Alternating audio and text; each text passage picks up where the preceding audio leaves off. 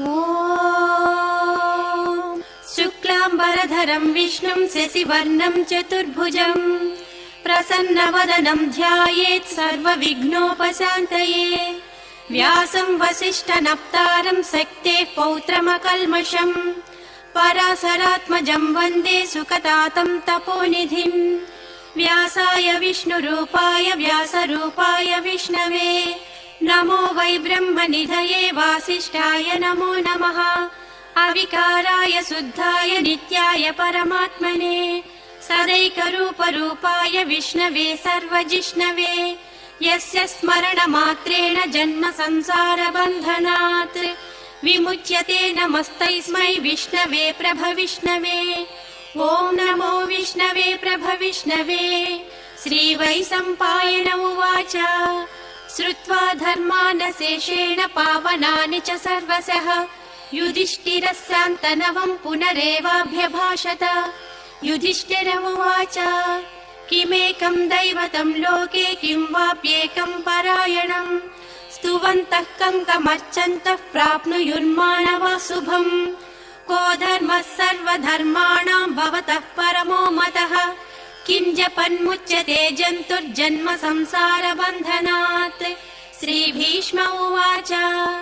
जगत्प्रभुं देवदेवम् अनन्तं पुरुषोत्तमम् स्तुवन्नाम सहस्रेण पुरुषः सततोत्थितः तमेव चार्चयन् नित्यं भक्त्या पुरुषमव्ययम् ध्यायन् स्तुवन्नमस्यंश्च यजमानस्तमेव च अनादिनिधनं विष्णुं सर्वलोकमहेश्वरम् लोकाध्यक्षं स्तुवन्नित्यं सर्वदुःखादिगो भवेत् ब्रह्मण्यं सर्वधर्मज्ञं लोकानां कीर्तिवर्धनम् लोकनाथं महद्भूतं सर्वभूतभवोद्भवम् एष मे सर्वधर्माणां धर्मोऽधिकतमो मतः यद्भक्त्या पुण्डरीकाक्षं स्तवैरच्चेन्नरः सदा परमं यो महत्तेजः परमं यो महत्तपः परमं यो महद्ब्रह्म परमं यः परायणम् पवित्राणां पवित्रं यो मङ्गलानां च मङ्गलम्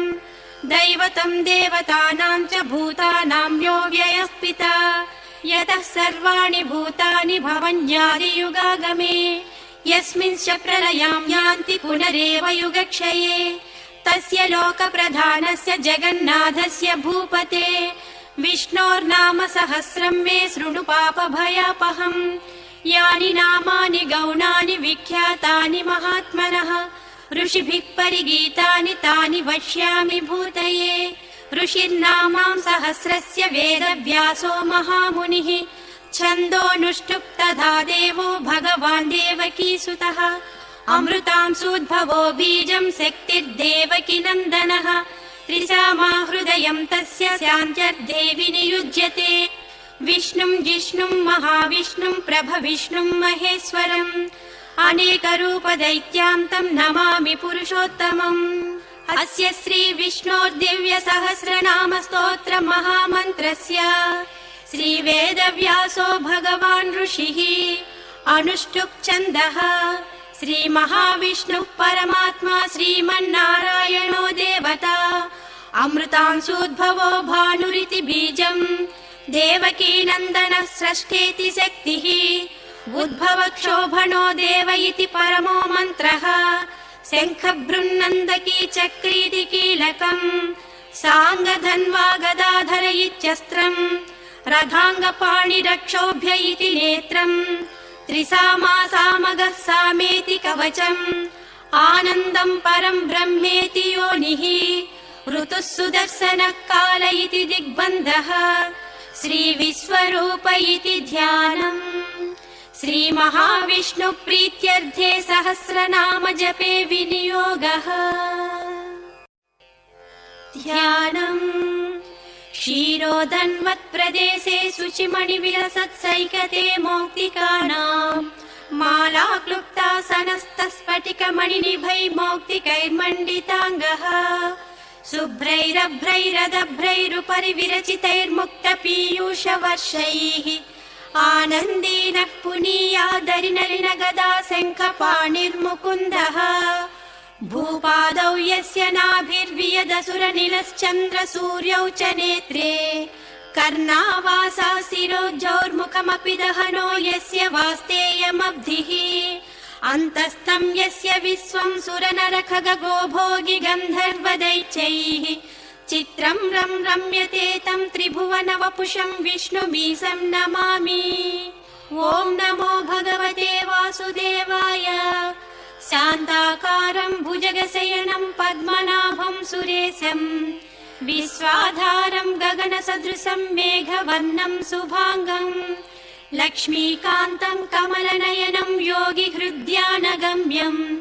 वन्दे विष्णुं भवभयहरं सर्वलोकैकनाथं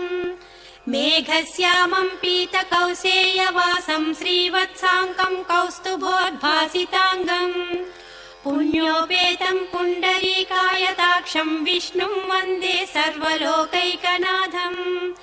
नमः समस्तभूतानाम् आदिभूताय भूभृते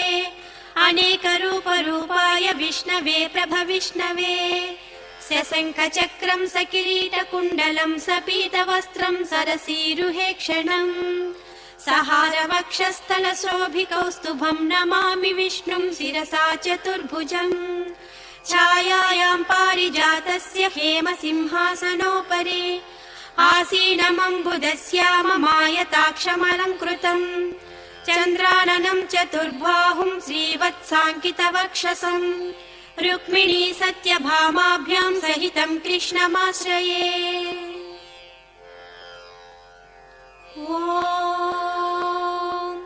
विश्वं विष्णुर्वषट्कारो भूतभव्यभवत्प्रभुः भूतकृद्भूतभृद्भावो भूतात्मा भूतभावनः भूतात्मा परमात्मा च मुक्तानां परमागतिः अव्ययः पुरुषः साक्षी क्षेत्रज्ञोऽक्षर एव च योगो योगविदां नेता प्रधानपुरुषेश्वरः नारसिंहवपुः श्रीमान् केशवः पुरुषोत्तमः सर्वः सर्वस्यवस्थाणुः भूतादिर्निधिरव्ययः सम्भवो भावनो भर्ता प्रभवः प्रभुरीश्वरः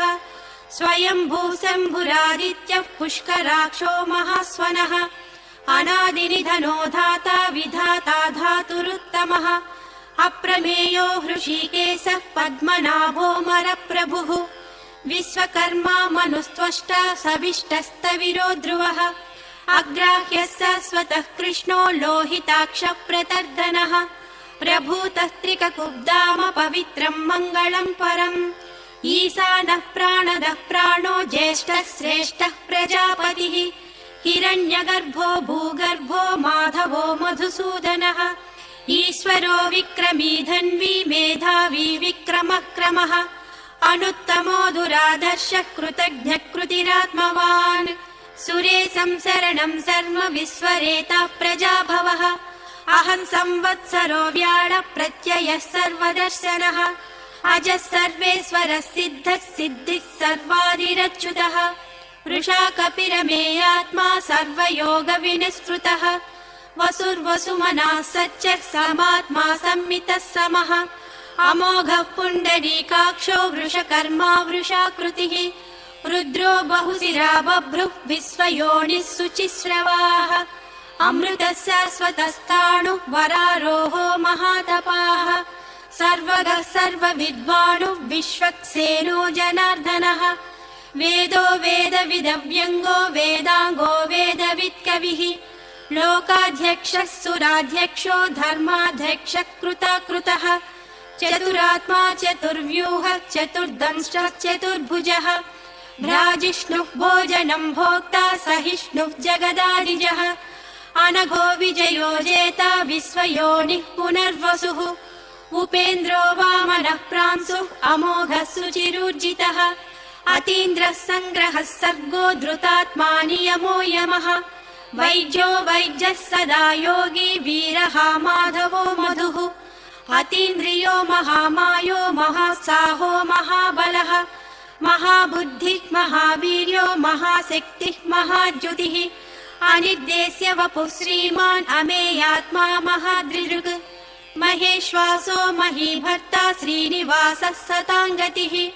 अनिरुद्धः सुरानन्दो गोविन्दो गोविदाम्पतिः मरीचिः दमनो हंसः सुपर्णो भुजगोत्तमः हिरण्यनाभः सुतपः पद्मनाभः प्रजापतिः अमृत्युः सर्वदृक्सिंहः सन्धाता सन्धिमान् स्थिरः अजो दुर्मर्षणः शास्ता विश्रुतात्मा सुरारिः गुरुर्गुरुतमो धामः सत्यः सत्यपराक्रमः निमिषो निमिषस्रग्वी वाचस्पतिरुदारधीः अग्रणीः ग्रामणी श्रीमान् न्यायो नेता समीरणः सहस्रमूर्धा विश्वात्मा सहस्राक्षः सहस्रपात् आवर्तनो निवृत्तात्मा संवृतः सम्प्रमर्दनः अहः संवर्तको वह्निः अनिलो धरणीधरः सुप्रसादः प्रसन्नात्मा विश्वदृग्विश्वभुग्विभुः सत्कर्ता सत्कृतः साधुः जह्नुर्नारायणो नरः असङ्ख्येयो प्रमेयात्मा विशिष्टः शिष्टकृच्छुचिः सिद्धार्थः सिद्धसङ्कल्पः सिद्धदः सिद्धिसाधनः वृषा हि वृषभो विष्णुः वृषपर्वा वृषोदरः वर्धनो वर्धमानश्च विविक्तः श्रुतिसागरः सुभुजो दुर्धरो वाग्मी महेन्द्रो वसुधो वसुः नैकरूपो बृहद्रूपः सिपिविष्टः प्रकाशनः ओजस्तेजोज्युतिधरः प्रकाशात्मा प्रतापनः वृद्धः स्पष्टाक्षरो मन्त्रः चन्द्रांशुर्भास्करद्युतिः अमृतांशोद्भवो भानुस्य स बिन्दुः सुरेश्वरः औषधम् जगतः सेतुः सच्च धर्मपराक्रमः भूतभव्यभवन्नाथः पवनः पावनो नलः कामः कामकृत्कान्तः कामः कामप्रदः प्रभुः युगादिकृज्युगावर्तो नैकमायो महासेनः अदृश्यो व्यक्तरूपश्च सहस्रजिदनन्तजित् इष्टो विशिष्टः शिष्टेष्टः शिखण्डी नहुषो वृषः क्रोधः क्रोधकृत्कर्ता विश्वबाहुः महीधरः अच्युतः प्रथितः प्राणः प्राणदो वासवानुजः अपान्निधिरधिष्ठानमप्रमत्तः प्रतिष्ठितः स्कन्दः स्कन्दधरो दुर्यो वरदो वायुवाहनः वासुदेवो बृहद्भानुः आदिदेवः पुरन्दरः अशोकस्तारणस्तारः सूरः सौरिर्जनेश्वरः अनुकूलस्य तावर्तः पद्मी पद्मनिभेक्षणः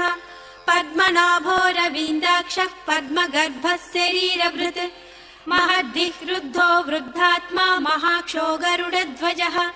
अतुलः शरभो भीमः समयज्ञो हविर्हरिः सर्वलक्षणलक्ष्मण्यो लक्ष्मीवान् समितिञ्जयः विक्षरो रोहितो मार्गो हेतुर्दामोदरः सहः महीधरो महाभागो वेगवानमितासनः उद्भवक्षोभणो देवः श्रीगर्भः परमेश्वरः करणं कारणं कर्ता विकर्ता गहनो गुहः व्यवसायो व्यवस्थानः संस्थानस्थानदो ध्रुवः परद्धिः परमस्पष्टः तुष्टः पुष्टः सुभेक्षणः रामो विरामो विरजो मार्गो नेयो नयोनयः वीरः शक्तिमतां श्रेष्ठो धर्मो धर्मविदुत्तमः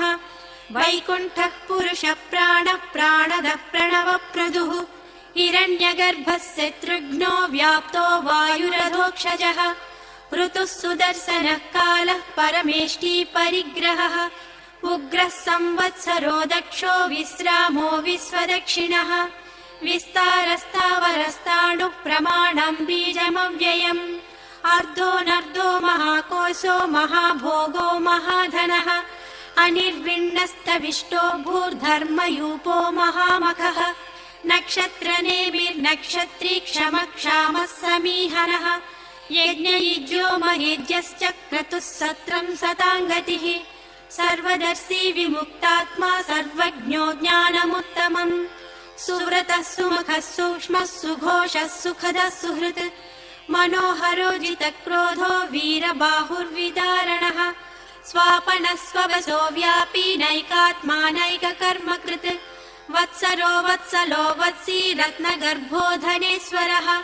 धर्मगुब्धर्मकृद्धर्मी सदसत्क्षरमक्षरम् अविज्ञाता सहस्रांशुः विधाता कृतलक्षणः गभस्तिनेमिः सत्त्वस्थः सिंहो भूतमहेश्वरः आदिदेवो महादेवो देवेशो देवभृद्गुरुः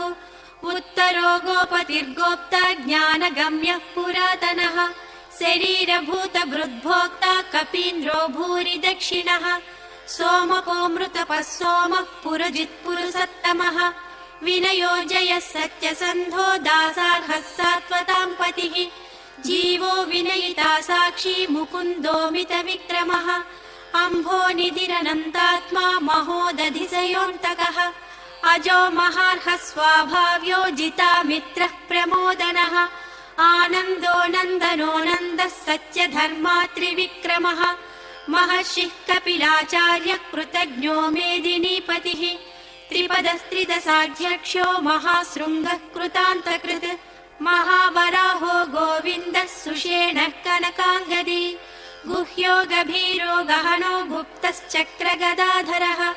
वेधास्वाङ्गोर्जितः कृष्णो दृढः सङ्कर्षणोच्युतः वरुणो वारुणो वृक्षः पुष्कराक्षो महामनाः भगवान् भगहानन्दी वनमाली हलायुधः आदित्यो ज्योतिरादित्यः सहिष्णुर्गतिसत्तमः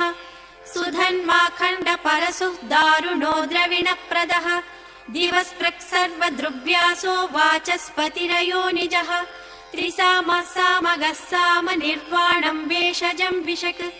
सन्न्यासकृच्छमः सान्तो निष्ठा शान्तिः परायणम् शुभाङ्गः शान्तिदः स्रष्टा कुमुदः कुवलेशयः गोवितो गोपतिर्गोप्ता वृषभाक्षो वृषप्रियः अनिवर्ती निवृत्तात्मा संक्षेप्ताक्षेमकृच्छिवः श्रीवत्सवक्षा श्रीवासः श्रीपतिः श्रीमताम्बरः श्रीधः श्रीसः श्रीनिवासः श्रीनिधिः श्रीविभावनः श्रीधरः श्रीकरः श्रेयः श्रीमान् लोकत्रयाश्रयः स्वक्षः स्वङ्गः सतानन्दो नन्दिज्योतिर्गणेश्वरः विजितात्मा विधेयात्मा सत्कीर्तिश्चिन्न संशयः उदीर्णः सर्वतश्चक्षुः शाश्वतस्थिरः भूषयो भूषणो भूतिर्विशोकः शोकनाशनः अर्चिष्मानर्चितः कुम्भो विशुद्धात्मा विशोधनः अनिरुद्धो प्रतिरथः प्रद्युम्नोमितविक्रमः कालनेमिनिहावीरः शौरिः सूरजनेश्वरः त्रिलोकात्मा त्रिलोकेशः केशवः केशिहा हरिः कामदेवः कामपालः कामीकान्तः कृतागमः अनिर्देश्य वपुः विष्णु वीरो नन्दो धनञ्जयः ब्रह्मण्यो ब्रह्मकृद्ब्रह्मा ब्रह्म ब्रह्म विवर्धनः ब्रह्मविद्ब्राह्मणो ब्रह्मी ब्रह्मज्ञो ब्राह्मणप्रियः महाक्रमो महाकर्मा महातेजा महोरगः महाक्रतुर्महायज्वा महायज्ञो महाहविः स्तव्यस्तव प्रियस्तोत्रं स्तुतिस्तोतारणप्रियः पूर्णः पूरयिता पुण्यः पुण्यकीर्तिरनामयः मनोजवः तीर्थकरो वसुरेता वसुप्रदः वसुप्रदो वासुदेवो वसुर्वसुमनाहविः सद्गतिः सत्कृतिः सत्ता सद्भूतिः सत्परायणः सूरसेनो यदुश्रेष्ठः सन्निवासः सुयामुनः भूतवासो वासुदेवः सर्वासु निलयो नलः दर्पः दर्पदो दृप्तो दुर्धरोधा पराजितः विश्वमूर्तिर्महामूर्तिः दीप्तमूर्तिरमूर्तिमान् अनेकमूर्तिरव्यक्तः शतमूर्तिः शताननः एको नैकः स वः कं किं यत्तत्पदमनुत्तमम् लोकबन्धुः लोकनाथो माधवो भक्तवत्सलः सुवर्णवर्णो हेमाङ्गो वराङ्गश्चन्दनाङ्गदी वीरः विषमः शून्यो घृतासीरचलश्चलः अमानीमानदो मान्यो लोकस्वामी त्रिलोकधृत् सुमेधा मेधजो धन्यः सत्यमेधाधराधरः तेजो वृषो ज्युतिधरः सर्वशस्त्रभृताम्बरः प्रग्रहो निग्रहो व्यग्रो नैकशृङ्गो गदाग्रजः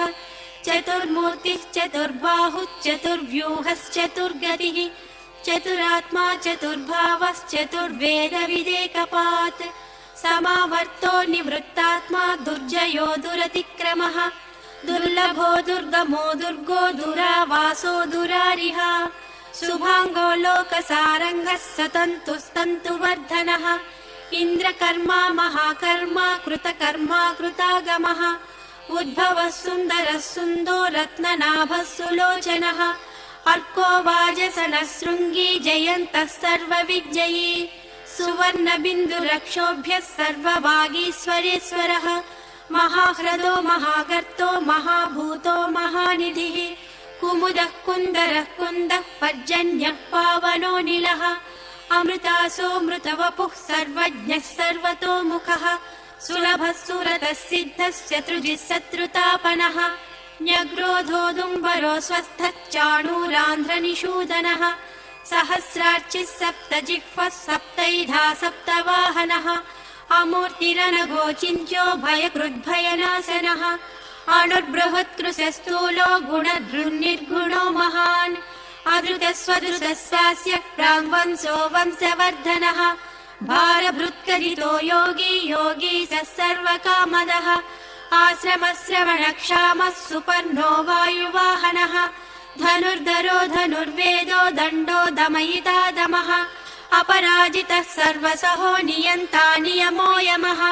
सत्त्ववान् सात्विकः सत्यः सत्यधर्मपरायणः अभिप्रायः प्रियार्होर्हः प्रियकृत्प्रीतिवर्धनः विहाय सगतिर्ज्योतिः सुरुचिः हुतभुग्विभुः रविर्विरोचनः सूर्यः सविता रविलोचनः अनन्तो हुतभुग्भोक्ता सुखदो नैकदोऽग्रजः अनिर्विण्णः सदामर्षि लोकाधिष्ठानमद्भुतः सनातनतमः कपिलः कपिरव्ययः स्वस्तिदः स्वस्तिकृत् स्वस्ति स्वस्ति भुक् स्वस्ति दक्षिणः अरौद्रः कुण्डली चक्री विक्रम्योर्जितशासनः शब्दातिगः शब्दसः शिशिरः सर्वरीकरः अक्रूरः पेसलो दक्षो दक्षिणक्षमिणां वरः विद्वत्तमो वीतभयः पुण्यश्रवणकीर्तनः उत्तारणो दुष्कृतिः पुण्यो दुःस्वप्ननाशनः वीरः रक्षणः सन्तो जीवनः पर्यवस्थितः अनन्तरूपोऽनन्तश्रीजितमन्युः भयापहः चतुरस्रो गभीरात्मा विदिशो व्याधिशो दिशः अनादिभूर्भुवो लक्ष्मी सुवीरो रुचिराङ्गदः जननो जनजन्मादिः भीमो भीमपराक्रमः आधारनिलयो धाता पुष्पहासः प्रजागरः ऊर्ध्वगः सत्पथाचारः प्राणदः प्रणवपणः प्रमाणं प्राणनिलयः प्राणभृत् प्राणजीवनः तत्त्वं तत्त्वविदेकात्मा जन्म मृत्युजरातिगः भूर्भुवः स्वस्तरुस्तारः सविता प्रपितामहः यज्ञो यज्ञपतिर्यज्ञा यज्ञाङ्गो यज्ञवाहनः यज्ञभृत् यज्ञकृत् यज्ञी यज्ञभुक् यज्ञसाधनः यज्ञान्तकृत् यज्ञगुह्यमन्नमन्नाद एव च आत्मयोनिः स्वयं जातो वैखानः सामगायनः देवकीनन्दनः स्रष्टा क्षितीशः पापनाशनः शङ्खबृन्नन्दकी चक्री साङ्गधन्वा गदाधरः रथाङ्गपाणिरक्षोभ्यः सर्वप्रहरणायुधः सर्वप्रहरणायुध ॐ नमः इति वनमाली गदी साङ्गी शङ्खी चक्री च नन्दकी श्रीमन्नारायणो विष्णुः वासुदेवोऽभिरक्षतु वनमाली गदी साङ्गी शङ्खी चक्री च नन्दकी श्रीमन्नारायणो विष्णुः वासुदेवोऽभिरक्षतु वनमाली गदी साङ्गी शङ्खी चक्री च नन्दकी श्रीमन्नारायणो विष्णुः वासुदेवोऽभिरक्षतु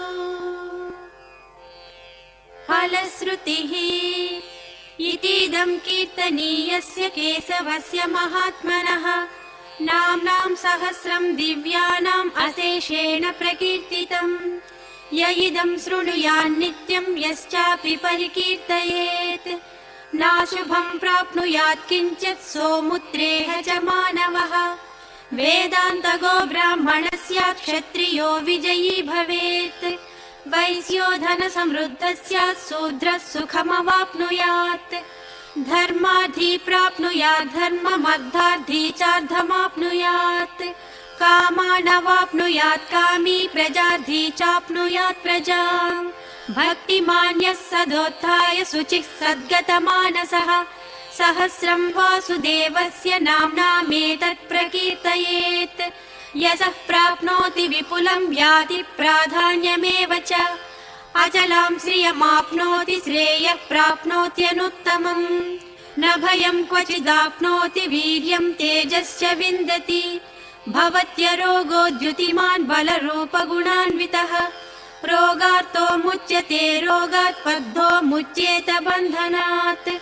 भयान्मुच्येत भीतस्तु मुच्येतापन्न आपदः दुर्गाण्यतितरत्यासु पुरुषः पुरुषोत्तमम् स्तुवन्नाम सहस्रेण नित्यं भक्तिसमन्वितः वासुदेवाश्रयो मर्त्यो वासुदेवपरायणः सर्वपापविशुद्धात्मा याति ब्रह्म सनातनम् न वासुदेव भक्तानां न शुभं विद्यते क्वचित् जन्म मृत्युजरा व्याधि भयं नैवोपजायते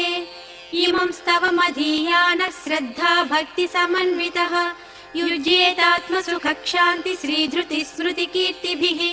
न क्रोधो न च मात्सर्यं न लोभो नाशुभामतिः भवन्ति कृतपुण्यानां भक्तानां पुरुषोत्तमे ज्यौषचन्द्रार्कनक्षत्राखं दिशो भूर्महोदधिः वासुदेवस्य वीर्येण विद्रुतानि महात्मनः ससुरासुरगन्धर्वं सयक्षोरगराक्षसम् जगद्वसे वर्ततेदं कृष्णस्य सचराचरम् इन्द्रियाणि मनोबुद्धिः सत्यं तेजो बलं धृतिः वासुदेवात्मकान्याहुः क्षेत्रं क्षेत्रज्ञ एव च सर्वागमानामाचारः प्रथमं परिकल्पते आचारप्रभवो धर्मो धर्मस्य प्रभुरच्युतः ऋषयः पितरो देवा महाभूतानि धातवः जङ्गमाजङ्गमं चेदं जगन्नारायणोद्भवम् योगो ज्ञानं तथा साङ्ख्यं विद्या शिल्पादिकर्म च वेदशास्त्राणि विज्ञानम् एतत् सर्वं जनार्दनात् एको विष्णुः महद्भूतं पृथग्भूतान्यनेकशः त्रिलोकान् व्याप्य भूतात्मा भुङ्क्ते विश्वभुगव्ययः इमं स्तवं भगवतो विष्णो व्यासेन कीर्तितम् पठेद्यैच्छेत् पुरुषः श्रेयः प्राप्तुं सुखानि च विश्वेश्वरमजं देवं जगतः प्रभुमव्ययम् भजन्ति ये पुष्कराक्षं न ते यान्ति पराभवम् न ते यान्ति पराभवम् वो नम इति अर्जुन उवाच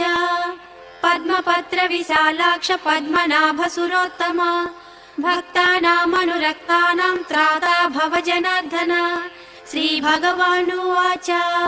यो मां नाम सहस्रेण स्तोतुमिच्छति पाण्डव सोऽहमेकेन श्लोकेन स्तुत एव न संशयः ॐ नम इति व्यास उवाच वासनाद्वासुदेवस्य वासितं भुवनत्रयम् सर्वभूतनिवासोऽसि वासुदेव नमोऽस्तु ते वासुदेव नमोऽस्तु ॐ नम इति पार्वत्युवाच केनोपायेन लघुना विष्णोर्नाम सहस्रकम् पठ्यते पण्डितैर्नित्यं श्रोतुमिच्छाम्यहं प्रभो ईश्वर उवाच श्रीराम राम रामेति रमे रामे मनोरमे सहस्रनाम तत्तुल्यं राम नाम वरानने श्रीराम राम रामेति रमे रामे मनोरमे सहस्रनाम तत्तुल्यं राम नाम वरानने श्रीराम राम रामेति रमे रामे मनोरमे